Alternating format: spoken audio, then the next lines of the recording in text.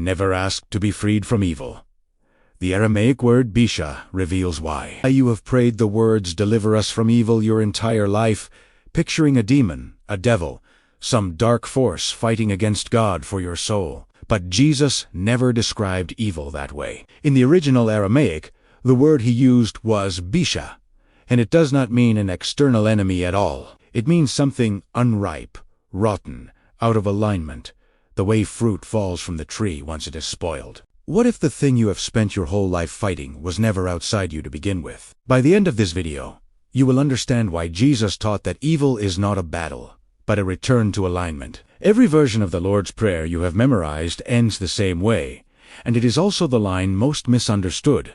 "Deliver us from evil" was translated centuries after Jesus spoke, by scribes working in Greek and later Latin, cultures already shaped by the idea of evil as a personified force, a devil with intention and will. But Jesus spoke Aramaic, and the word recorded in that language, BISHA, carries none of that mythology. It comes from a root describing something that has gone bad, something overripe, something that has simply fallen out of its natural order. Picture two pieces of fruit from the same tree. One is ripe, full of life, aligned with the purpose it was grown for. The other has been left too long, and it has begun to rot. Not because an outside force attacked it, but because it drifted out of the timing and condition it needed to remain healthy. This is the image Jesus was pointing to when he used BISHA.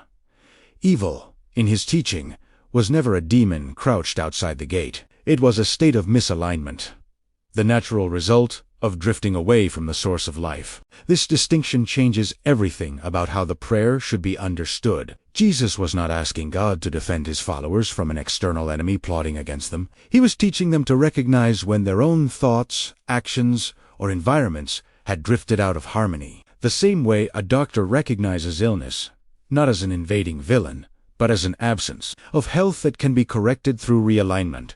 This teaching appears in the Gospel of Matthew, chapter 6.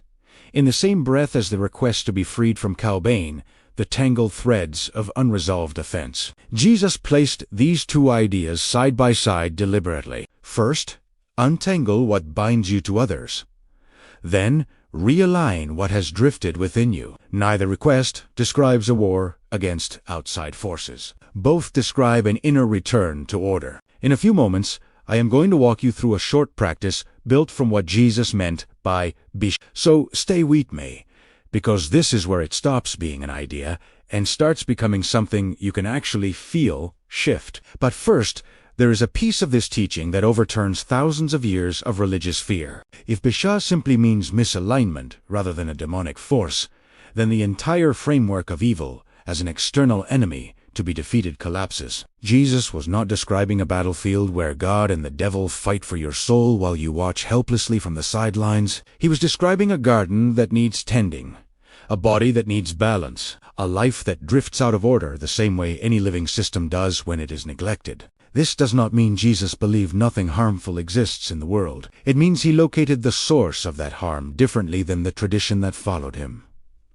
Harm, in his teaching, grows out of disconnection from the source, the same way illness grows out of the absence of health, rather than the presence of some separate destructive entity. A field left unattended does not need an enemy to fill it with weeds. Neglect alone is enough. This reframing removes something that has quietly burdened believers for centuries: the fear of being a target, of being hunted by a force stronger than themselves, that only God's intervention can hold back. Jesus offered something far more empowering. If BISHA is misalignment, then deliverance is not a rescue from an external threat. It is a realignment available the moment you choose to return to it, no different than a plant turning back toward the light after being left too long in shadow. This is why Jesus never taught his followers to fear evil the way later theology would. He taught them to recognize drift, correct it, and return, again and again, to alignment with the source. Treating deliverance not as a rare miracle, but as a daily, accessible practice available to anyone willing to notice when they have fallen out of harmony. If you're finding this knowledge profound, this is only the surface. A complete study guide with deeper explanations awaits you in the pinned comment below. And the best is yet to come. In the next chapters, you'll discover what could change everything for you. Right now, let's do what I promised. Soften your gaze and speak these words as if Jesus himself were guiding your breath. A prayer to restore alignment. BISHA. Abba. I bring you the parts of me that have drifted out of alignment, the thoughts left too long in shadow, the patterns that have quietly gone rotten with neglect. I do not ask you to fight some enemy on my behalf. Abba, I ask you to realign what has fallen out of order within me. Return me to the harmony I was created for, and let this BISHA dissolve like fruit, returning to the branch. Let me walk, today, already whole. Speak that prayer again later, out loud, especially in a moment when something in you feels tense or scattered. Jesus was not offering a one-time rescue with these words. He was offering a daily recalibration, something closer to breathing than to a single, dramatic act of salvation. Now consider something the Church rarely emphasizes about this closing line of the prayer. Jesus did not teach deliverance as an event that happens once, after which a person is permanently safe from BISHA. He taught it as a continual return, the same way a plant does not bloom once and remain in bloom forever, but requires ongoing light, water, and tending to stay aligned with its own nature. This is deeply consistent with how Jesus approached healing throughout his ministry. He rarely framed sickness as a punishment or an attack from an outside force. He treated it as a disruption to be corrected, a body or spirit that had simply lost its natural alignment. And his method was almost always the same, to restore connection to the source rather than to battle a symptom. BISHA, in this light, is not only the evil we imagine as moral wrongdoing, it is any form of drift, physical, emotional, or spiritual, that has separated a person from the wholeness they were made for. This teaching also explains something that has confused readers of the Gospels for centuries: why Jesus so often responded to illness, storms, and suffering with calm authority rather than fear or struggle. If evil were truly an external demonic force, equal in power to good, his response would need to be combative, defensive, urgent. Instead, he consistently spoke a single word or placed a single touch, and alignment returned. The storm stilled, the fever broke, the body straightened. This was not magic performed against an enemy. It was Jesus demonstrating what realignment with the source actually looks like when it moves, through a person completely surrendered to it. He was not more powerful than a devil. He was more aligned than the disruption in front of him.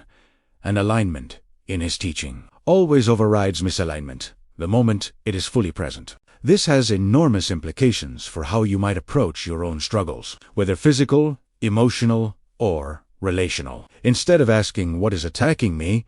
JESUS's framework invites a different question. Where in me, or around me, has something drifted out of harmony? And what would it look like to gently return it to alignment rather than fight it as an enemy? This shift alone can dissolve years of exhausting spiritual warfare language that leaves people feeling perpetually under siege. BISHA was never meant to keep you afraid. It was meant to point you toward the exact place in your life that needs tending. The way a gardener notices a wilting leaf, not with panic, but with the calm knowledge of exactly what that leaf needs to recover. Thank you for getting this far.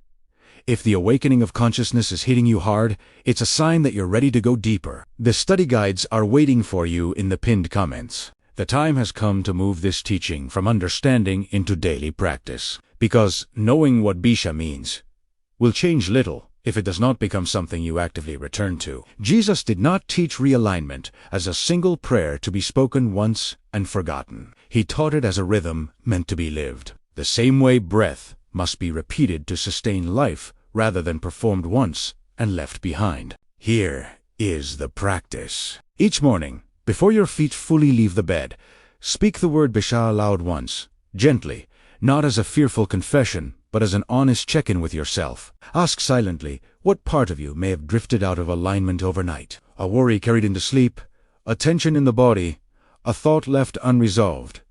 You do not need an answer immediately. You only need to notice. Then, at midday, pause for a single breath, and speak the word again, this time as a small course correction rather than a diagnosis. If you notice impatience, scattered focus, or a rising irritation, treat it the way a gardener treats a leaning plant, not with alarm, but with a gentle turn back, toward the light. This is realignment in real time, practiced in seconds rather than reserved for a crisis. Finally, before sleep, speak BISHA a third time. And instead of reviewing your day with judgment, simply ask where you drifted and where you returned. Jesus never asked his followers to achieve permanent, flawless alignment. He asked them to notice drift quickly and return often, because the return itself, repeated daily, is what slowly reshapes a life. Over time, this practice does something subtle but profound.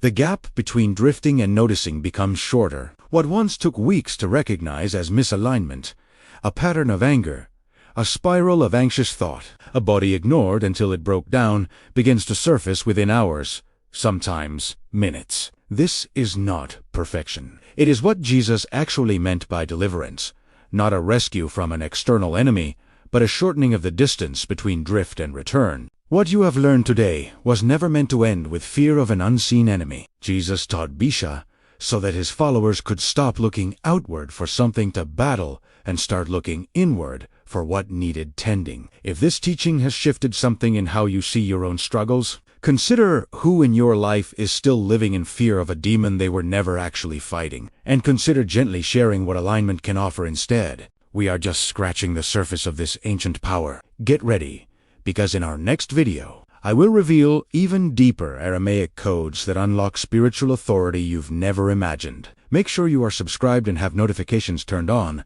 so you don't miss this unfolding revelation. I am glad you are here, and I mean that deeply. The fact that you are seeking this knowledge tells me everything about where you are in your journey. Study guides with deeper teachings are waiting for you in the pinned comment below. With gratitude for walking this path together. Before you leave, if this message touched your heart, write the word restoration in the comments below. Your testimony may encourage someone else seeking healing. Thank you for sharing this moment of ancient wisdom with us. Walk in peace, walk in freedom, and walk in the power of Ephatha be open.